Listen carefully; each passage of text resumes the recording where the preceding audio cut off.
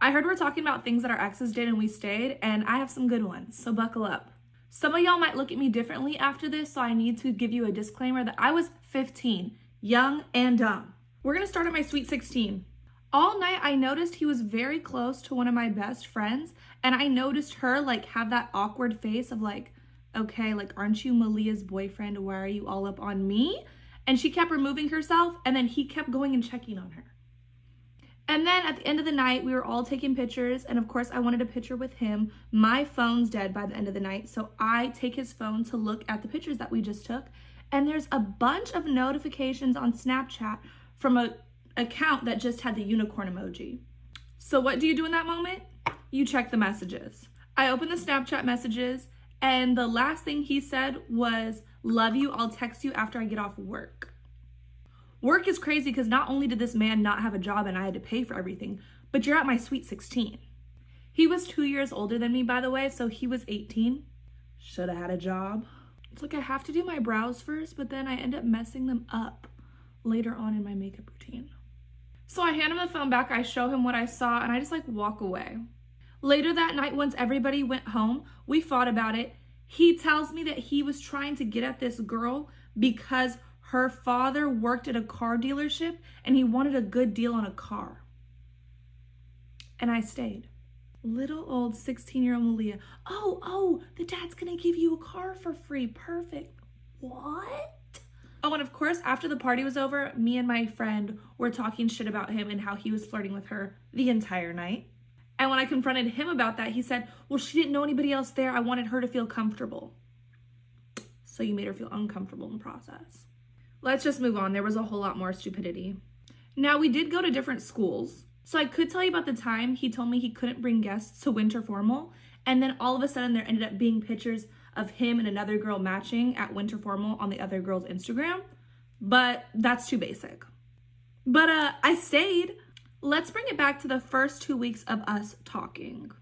He basically told me that him and his ex bonded over cancer because he had fought cancer when he was younger. And that she would always have to be in his life because she was there for him through that time in his life. When he told me this, I was so stuck on like, you battled cancer, like tell me more, like I didn't know this about you. And I was kind of just writing off the ex part. I was like, well, that makes sense, sure, fine. That conversation led us to start talking about religion and how we are both Christians. And that after his battle with cancer, he made a promise to God that he would not have sex before marriage. At this point, I'm a 15-year-old virgin who's already dating someone older than me. I was very moldable. So like whatever he said went, and he said no sex till marriage. If anything, I just felt less pressured. So I was all for it. My mom told me you have sex, you get pregnant. And so I was kind of scared regardless. This is when it starts to feel like Risa Tisa part 2. Y'all are gonna wanna jump through the phone and slap me. When he moved schools, I kind of remember his friends changing up on me and them kind of like looking at me like, girl, run. But in my head, I was just like, they want me. But a year goes by, we've been together, and then it's like a year and a half. We've never had sex. We genuinely never even got close to it. The most we ever did was like make out. In that year and some change that we were together, this man had sexual relations with over 10 women. And I had no clue. That literally all came out once we broke up. But nobody wanted to tell me, they just wanted to look at me crazy. There definitely were signs that I was just ignoring. Like, I think I went over to his house to ask him to like the girls ask guys dance. And I had a poster and everything. And I was like, come outside. And he's like, I can't. You're here. What's going on?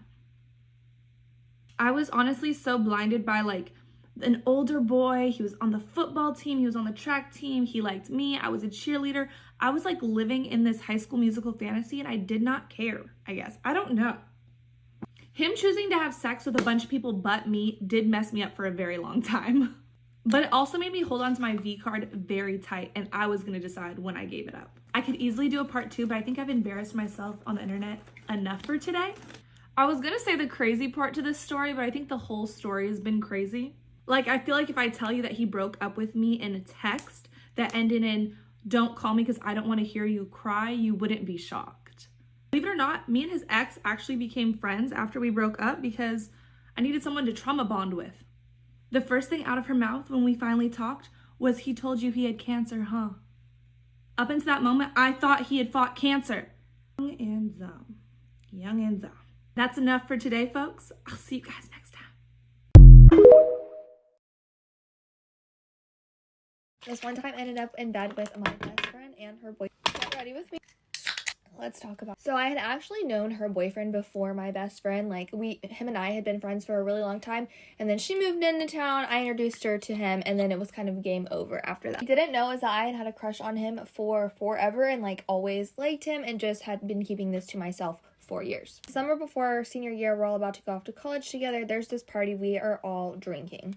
At which point she is kissing him, then she encourages him and I to kiss. It goes a little bit further than that, and then she ends up leaving and going to bed. Basically leaving us to make the decision if we want to continue this to take it further, in which we did. We end up fully hooking up, and this is kind of something that I'm always wanted, and I'm like hoping that this will actually mean something. But then the next morning he comes to talk to me and he explains that he does not want to tell her, like, let's keep it a secret, blah blah blah. Then I had to go back to stuffing these feelings back down and third wheeling again, and that was really causing problems. And then get ready with me while I tell you about the one and only time my husband and I took a break in our relationship. And let's just say, it didn't even last as long as the TikTok ban, so let's talk about it. This is such a funny memory that actually me and my family, everybody talks about it quite frequently. If you don't know, me and my husband are high school sweethearts. We started dating our junior year in high school, and we have been together literally ever since then, except for this one time where we took a break. I think we'd only been dating like maybe 5 or 6 months. One morning, I will never forget, it was a Saturday morning. Sam had been hanging out with his friends the night before. Like, we didn't hang out. He was just with all of his guy friends. Also, at the time, Sam was kind of the only guy in his friend group that had a serious girlfriend. So he would get teased a lot for it, and I just think that was something that was, like, always a discussion. He texts me and says, hey, can we talk on a Saturday morning? And I'm like, oh, no. So he comes over to my house, picks me up. Or we drive to, like, a parking lot nearby my house. And he basically is like, I think we need to take a break. I think we're getting too serious. Like, I just think we need to take a break. In hindsight, later on, it was essentially just him feeling like pressured by all of his buddies who were like, you don't need to have a girlfriend. Like, that's so lame. You have a serious girlfriend. Tells me we need to take a break. I'm bawling. I'm like, like hysterical. He basically does it. 10 minutes later, goes and drops me off back at home. I walk inside the house bawling hysterically. My whole family's home. I'm in my parents' room crying, can barely get words out. I'm like, he wants to take a break. All my sisters are like, oh, like, I can't remember if it's Jensen or Brinley who has more of the vivid memory, but they were like mad at Sam. I told both my parents, like, I told my mom, my dad, and they're like consoling me pretty much the whole day. All of a sudden, like literally not even like 8 hours later, I get a text from Sam. It was football season. There are two pretty big college football teams here in Utah. You've got BYU and you've got University of Utah. Sam's family is huge University of Utah fans. They have tickets and go to every single game. And it's Saturday game day, all right? So I get a text from Sam and he's like, just out of nowhere. Remember, he just told me we need to go on a break. He says, hey, my mom just asked me if you want to come to the game with us tonight. And what do? Yes, I'd love to come. His mom had no idea that he had like said we need to take a break. Otherwise, she probably wouldn't have said like to invite me. But he invites me. I say, yes, I'd love to come. I immediately go start getting ready. Start getting ready in my parents' bathroom because literally, I don't know about you guys, but like I only got ready in my parents' bathroom growing up. Like there was no other way. I had a bathroom right next to my bedroom, and no, I was getting ready in my parents' bathroom. Me and all of my sisters did. I don't know if that's a normal experience, but that's how we did it. The funniest thing is hearing my mom and sisters recall this because I'm just in there silently getting ready, and my mom comes in. She's like, this is after they've consoled me for like an hour, 2 hours while I was crying hysterically. Linz, what are you getting ready for? And I'm like, oh, I'm going to the football game with Sam. And they're like, what? I thought you guys just broke up.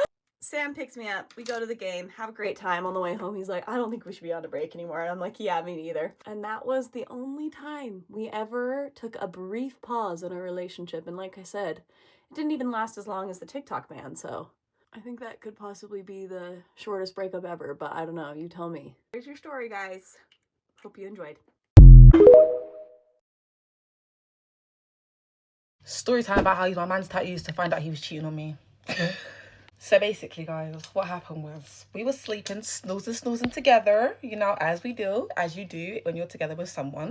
And I just woke up, like, I don't know what it was. I don't know what had me just sitting there, like, I was just staring at him for ages, like, I hate you. Like, not even I hate you, I just really dislike you right now because I don't hate anyone in this world. But it was more just of a dislike, like, and I didn't understand why I disliked him because I didn't dislike him five hours ago. Do you get what I'm saying? Cool. And I remember, like, a couple months back prior to all of this going down, we were just talking about tattoos and stuff like that. And he was just like, oh, like, my phone password, like, randomly he just said my phone password is what's on my tattoo. Backstory behind the tattoo, it was like someone close to him died and he had their date of birth and then the day they died. So obviously it's numbers and it's like a 4-digit code. Well, I think it's 6-digit code. And one thing about me, if someone tells me information that I know I could possibly use in the future, I'm going to remember it. It's going to be in my files, in my head, stored there, locked. Trust me. You think that you telling me that was not a crucial part of my memory? I had to remember that. Like, that didn't leave, and it always remained in my head, the fact that he told me that. Like, every single time I would think about doing it, I would stop myself because I was like, nah, I actually trust him because, like, do you know what I mean? I'm made, you know what I mean? I really was one of them babes that said, yeah, it's not going to happen to me. Sorry. It's me, like, the fuck, the love. Anyway, it happened to me, innit, bruv? So, don't know. So, cool. I was laying down next to him and I kept getting this really, really weird feeling. Like, it was just a weird feeling, like, that phone is calling me. It's like the phone was looking at me and I was looking at the phone and we had a real-time connection. And then all I could think about was, like, him telling me, oh, yeah, my password is so-and-so, so-and-so.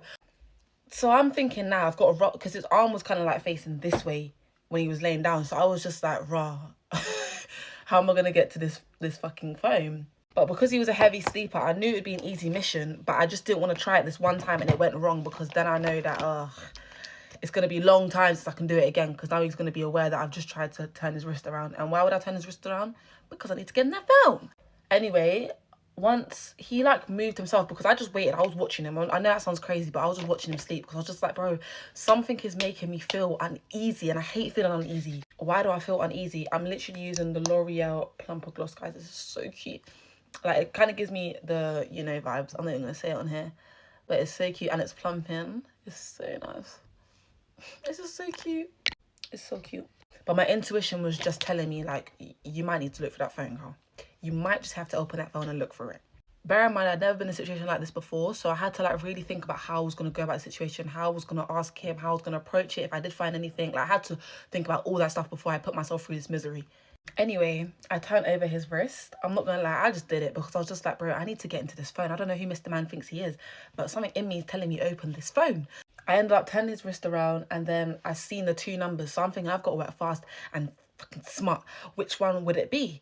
So I've typed in the bottom number. I think the bottom number is the one that didn't work because was it the bottom? It was one of the bottom or top, but I'd done it anyway. I got into the phone.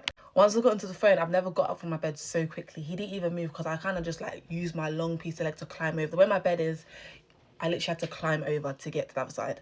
I climbed over and I ran straight to my toilet. I was on a time schedule here because it didn't really matter if he wasn't someone that woke up. At that point, that didn't even matter. Because sometimes when people don't feel your presence, they just wake up. Like, if you know, you know. Like, if I don't feel my the person that I'm with's presence, I kind of just wake up naturally.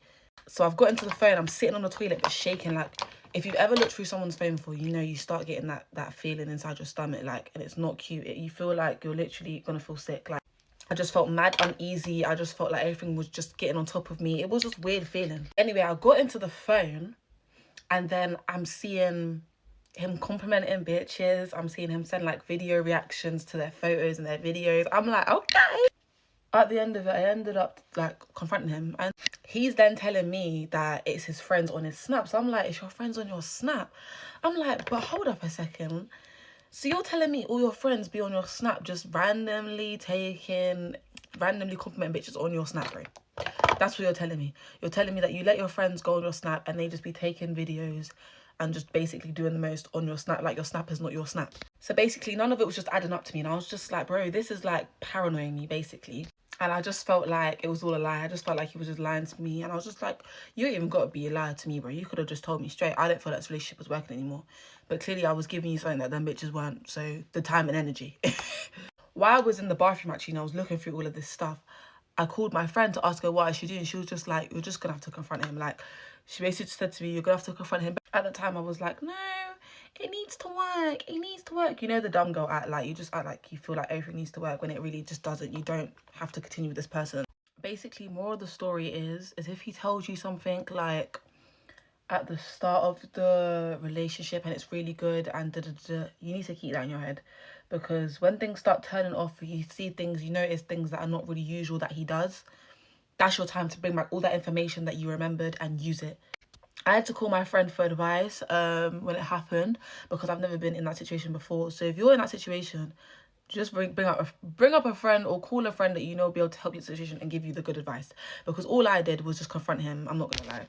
I wish I probably just left. I really do wish I just left at that specific time. But I didn't have the I had never been in like a serious thing like that. So I just never left, because I just thought, why am I leaving? That's how I used my man's tattoo to find out he was cheating on me. Okay. Story time on how I went to a concert with somebody I thought was my friend. So it was supposed to be 3 of us going, but my friend had backed out last minute because she couldn't go anymore. So now it was just me and this other girl that I had invited because she had told me that she also wanted to go. I had hung out with this girl maybe once or twice before, but we never like really went out in public or anything like that. So this was kind of a new boundary for us, or it was just new to us. We ended up having one extra ticket because my other friend couldn't go. So I had told my boyfriend at the time if he wanted to go, and he said yes. So now it was 3 of us going, just my boyfriend, that girl, and me. So I had invited her over to my house so we could all ride together, and I let her go through my closet for whatever she wanted to wear. She ended up finding something to wear, and then said that she had brought a bottle over if we wanted to drink. I wasn't comfortable drinking at the time. Like, now I'm kind of getting used to it, but I'm a real lightweight. Like, I just can't take liquor like that, so I declined it. While I was retouching my makeup, she had sat down on the bed and proceeded to mention that somebody close to her had a really strong opinion about me. She was telling me but wasn't telling me at the same time. It was kind of weird. It made me feel really, really weird and really uncomfortable because I didn't know who this person was, but she knew and my boyfriend knew. It made me feel so left out. At the same time, I was so embarrassed because I was like, you know, like, how do I not know somebody but they hate me? I remember asking him, like, oh my god, like, what did she say? Just trying to get context out of the conversation. And the girl was like, oh, I really don't remember. After she started talking about you, I zoned out of it. Which was fine. I kind of brushed it off. I thought it was weird, but I brushed it off. And we headed out to the concert. The whole car ride, maybe I was overthinking it, but I don't know. I was kind of left out of conversation. They had known each other from, you know, like a different past, so they were talking with things that just didn't involve me, things that I didn't know about. Like, I really couldn't chime in at all, so the whole conversation, the way there, was kind of like a 2-person conversation, and I was just listening and enjoying it, I guess. I brushed that off. I'm ready to go on the concert and have a good time. So it is a standing concert, and we have like no sections. Like, you could book a section so you don't have to stand, I guess, but we didn't. We just bought regular tickets to see the artist. There was this part in the concert where I had noticed I was completely alone. Like, I was close to the stage, and that girl and my boyfriend were in a section sitting down together. So they ended up getting kicked out of the section, and where I'm standing, like, I'm like close to the front, They ended up walking close to me, walk in front of me, stand there together. And, like, I'm, like, so in shock, like, because I guess I'm, like, the only one realizing, like, actually what's going on. And I'm standing behind them now. And I'm just like, hello? Like, if it was me, I would have, like, pulled for my girlfriend, you know, to, like, I don't know. And I know I'm not exaggerating on the point where I am alone, so alone to the fact that men are approaching me, asking me to go, like, do you want to join our section? Do you want to join our table? You know, like, do you come to the stage? Like, I was so alone that men felt comfortable enough to approach me. That we ended up going home. Overall, I had such a great experience at the concert, not with the people I was with, but the next morning I had woke up and I was just venting to my sister and really going through what happened and realized that, you know, my feelings, like, they're valid.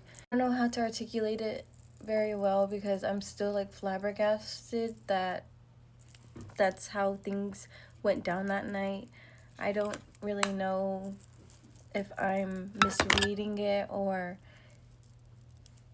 if I'm the only one that remembers that happened that way, or I don't know.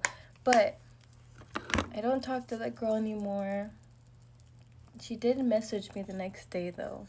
I remember I had sent her pictures the next morning that we took together, and she had sent me this long paragraph on how she thinks me and my boyfriend at the time should get married and live in a fairy tale book ending.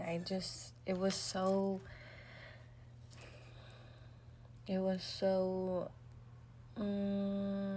calculated. I will say now I'm extremely careful with who I hang out with, who I let around me, because not that is a bad thing to venture out, hang out with new people. It's just that I am a little bit more cautious because you never really know people's intentions. So that was a learning lesson for me. But yeah, guys, that is the look for today. I just wanted to remind y'all that your feelings are valid. Act on it, stand on it, protect your peace, do what you have to do to feel at your best always. Get ready with me to get back together with my ex. I'm getting ready to go to his game right now. He's in college and plays basketball, so, like, I'm gonna show up. This isn't, like, an abrupt, like, we're back together. It's definitely going back the second time to do things right type of thing. And yeah, if you followed me for a long time, you definitely know what I'm talking about. Technically, I'm supposed to leave in 5 minutes, but I got out of school kind of early, so I decided that I was gonna, like, do my makeup. But I honestly do believe in the fact that, like, if you had something that was super perfect and it was just not the right time, you can make it work again. And 100%, we're both in much better spaces, like, mentally and physically, to be able to, like, make this work. And, like, when you first say this idea to people, they always have so much to say. In my opinion, you do not judge anyone, boy or girl, for going back to something, because you don't know what the problem was, you don't know what was going on. Anyway, we're just really working on rebuilding things. I feel like people too often, when they get back together, they just jump back to how things were. And obviously, things weren't working out for a reason, so you have to rebuild and restart and, like, fix areas that were not working. Anyway, I'm not going to share every detail of how this came about. I just thought you guys should know. And let's be honest, I'm always rooting for the girls that want to win back their exes. I know things aren't going to be easy, but as is everything, and people just aren't willing to put in the work when they should. Genuinely, when I talk about it and it comes to this topic, I don't have a lot of people in my corner when it comes to the idea of it, except for the people that were close to me. Because they knew what was going on, and they knew what the problems were, and they knew why things happened. So if you're not someone that genuinely knows what's up, I don't want to hear your opinion. Okay, I'm supposed to be leaving, like, right now. Whatever, my makeup's good enough. I don't even have an outfit picked out, so, yeah. Okay, my hair's done, makeup's done, I gotta go, so hope you guys have a good day. I'll keep you updated, but for now, we're just working on things. And it's going really, really good, so hope you guys have a good day. Peace out, love you, bye. Story time of when my entire friend group fell apart in literally one day. Okay, so this was 2 years ago. So I hosted a Friendsgiving at my house, and this one guy decided to break up with his girlfriend at my party.